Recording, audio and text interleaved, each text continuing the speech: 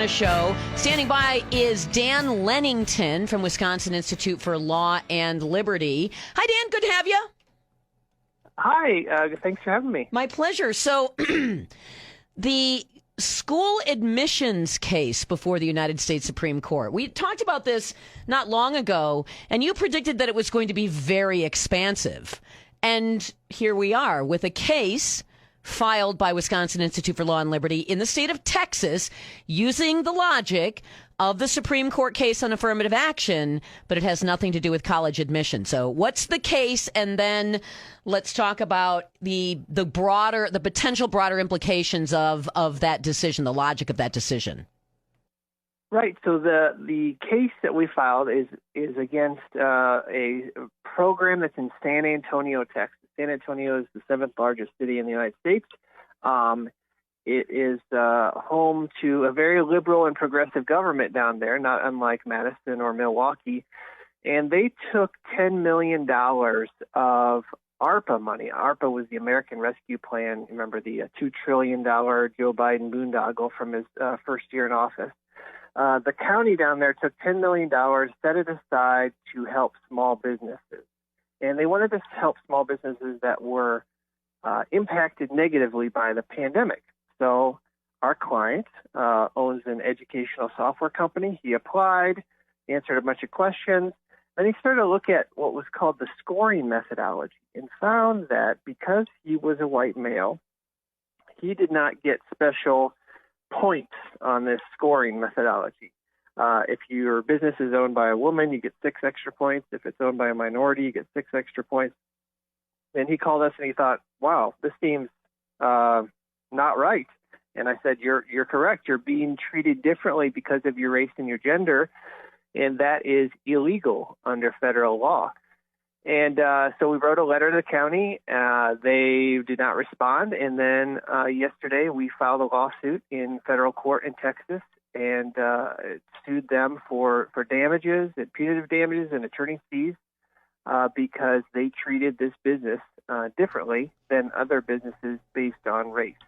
So that seems pretty obvious. When you're giving extra points for being female, for being black, or whatever, that's obvious discrimination. Does the logic of this case, the Supreme Court case, apply to something that isn't that obvious? I'll give you an example.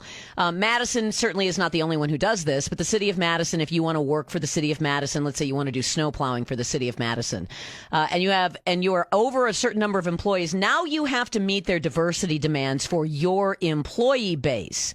Is that something covered under the logic of this court case, or is that not directly applicable?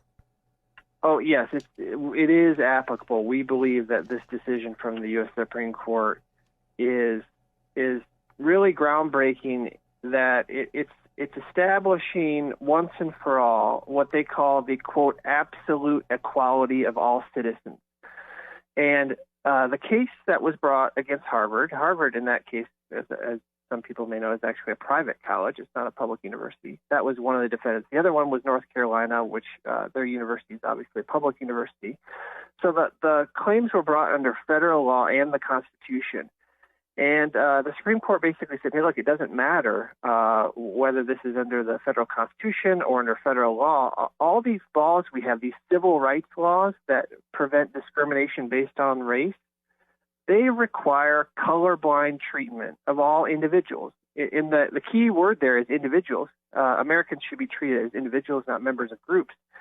And so anytime the government or even a private company is going to interact with somebody based on race, imposing some requirements saying you have to act in a certain way, you have to hire a certain number of people, you have to have a quota, you have to meet our diversity requirements, you get special points, special treatment, you're not eligible for a promotion. We have an affirmative action policy that seeks to incentivize and promote people who are not your color. All those things are not colorblind. So now under the new case, all those things are subject to litigation. How about that? And so it's going to really change. And Harvard's private. North Carolina's public, obviously. So this isn't just restricted to government entities. This is also employment in the private sector as well. Right. And, we have really lived under this regime of affirmative action now since at least the 1970s, when the Supreme Court, kind of with a wink and a nod, told private employers, well, you can do some affirmative action and give special treatment so long as you don't prevent people from getting jobs or unduly burden them from getting jobs. Well, that's not the standard anymore. The standard now is if you're treated differently because of your race, then you have got a claim. And, we hear from people who are in jobs all the time, and they see like, I have fewer chances for advancement because of my race. There's certain awards or benefits I can't get. There's certain committees or hiring panels that I'm not eligible to be on. I've had some people call me and say, I work for a company and they put together these project teams, and the teams have to have certain ratios of women and minorities. All those things, access to certain government contracts, feeling harassed at work because of your race.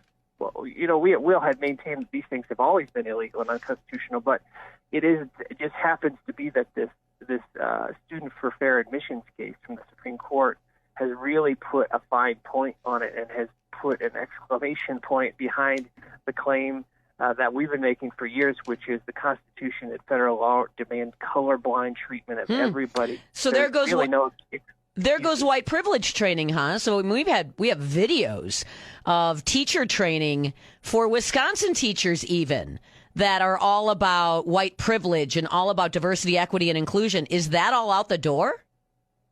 That could be perceived as race harassment. I would think it is when you're telling white people how horrible they are. Yeah, I mean, one of the really salient things that the Chief Justice said in this opinion is that eliminating race discrimination means eliminating all of it. In other words, we're not going to solve the inequities that we have in this country. We have true racial disparities in this country. We're not going to solve them by discriminating against other people. Because first of all, you can't define who those other people are really. You can't really define who are going to be the beneficiaries of this, because the way that we make up racial groups in this country is very arbitrary. The way that we say who is Hispanic, who is Latino, who is Black, who is Asian, those are all very arbitrary designations. And putting people in these racial buckets instead of treating them as individuals is not a way. You can't discriminate your way out of the racial problems that we have in this country. A free marketeer would say you could probably grow your way out and grow our economy, make our economy bigger and more inclusive, and give more opportunities to everybody, so that we can all become more wealthy and more stable and better citizens. And through our educational system, giving everybody a better education, because really the problems with race are actually just problems with poverty. And the problems that we are by shackling our economy and not giving opportunities to everybody. So, can't discriminate our way out of the current social problems that we have, and that's really the point of this Harvard case. I'm going to ask this question, and I'm not sure that I'm going too far down the road here, but I'm just walking down the road and I'm looking at things and saying, how about this?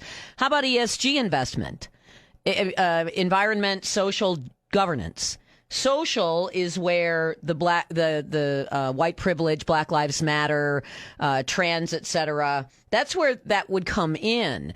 And does that call into question the legality of a fund that would be promoting those kinds of concepts?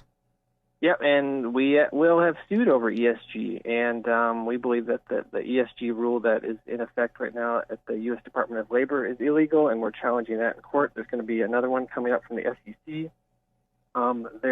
These things, too, will be called into question and will be litigated. After George Floyd, it was reported that businesses around the country immediately pledged $200 billion in spending based on race to try to bring people up and to treat them differently based on race.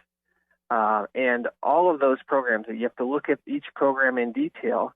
but all of them seek to achieve a higher ESG status, whether they're giving out special interest rates to people who are minorities who want to buy their first home, or they want to help businesses in a certain way by giving grants based on race, or they want to, have a certain number of people on their board have a certain race. Those are all going to be suspect now, subject to litigation and things that we're going to be looking closely at will to challenge in court. Interesting. So it's I mean, the insane idea of reparations probably also highly suspect. California's nascent sentencing reform idea where judges would sentence black defendants to less time for serious crimes than white or Hispanic defendants because of systemic racism. All that stuff, the Supreme Court, with an expansive decision, has put, probably ultimately put in the trash can, but it's going to require much litigation to get there, I'm guessing. A lot of work, and it even goes farther. We're talking right now about things that are motivated by race even. So, for example, when President Biden forgave all those student loans, he issued a report that said the reason we're going to forgive these student loans is because it, quote, disproportionately impacts black borrowers. That they were doing it because the way they constructed the program targeting Pell Grant forgiveness initially was that they thought we're going to do it in such a way as to benefit one race over another. Even the motivation behind an otherwise neutral plan is going to be in the courts right now. All right, I'm going to. So it's going to be a lot of litigation. This is, and I realize that I'm coming up on maybe a time constraint here. Disparate impact. There was a Texas case I recall, and I believe it had to do with housing, on the idea of disparate impact. And without much discussion, Housing and Urban Development decided to start pursuing the idea of grants, HUD money being requiring some kind of address of disparate impacts. If you're building, let's say, a condominium complex, and it's in an upper middle class part of town, it could have a disparate impact on housing opportunities for people who can't afford those kinds of units. That I'm not sure that ever got to the United States Supreme Court. Does this put a stake in the heart of what I think is it's motivated by overt racism of disparate impact?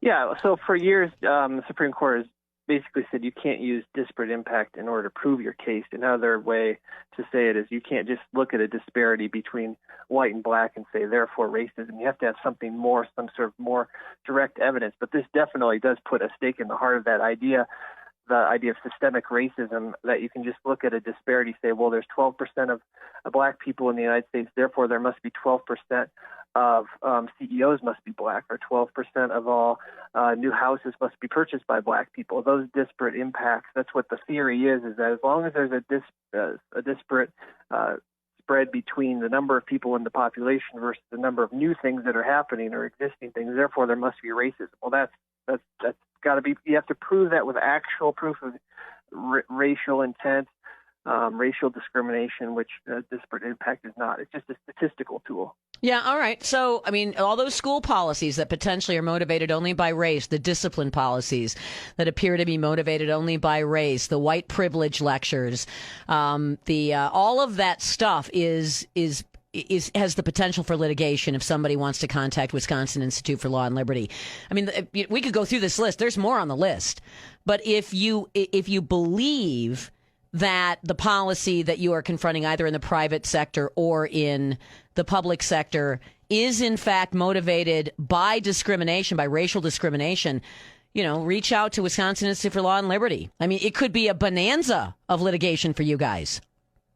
Yes, we'll certainly be busy. Yeah, the rule is just look at the policy, look at the thing you're confronting, and is it colorblind, number one, and then ask your boss, if this was only for white people, would that be legal? Because it has to go both ways. Right. If the program is benefiting one race and that's okay, it should benefit any other race, and that would be okay. So is it really colorblind is basically the question you want to ask yourself. Great to have you on the program. Dan Lennington, Wisconsin Institute for Law and Liberty. Find them online at will-law.org. A pleasure to have you. Thank you.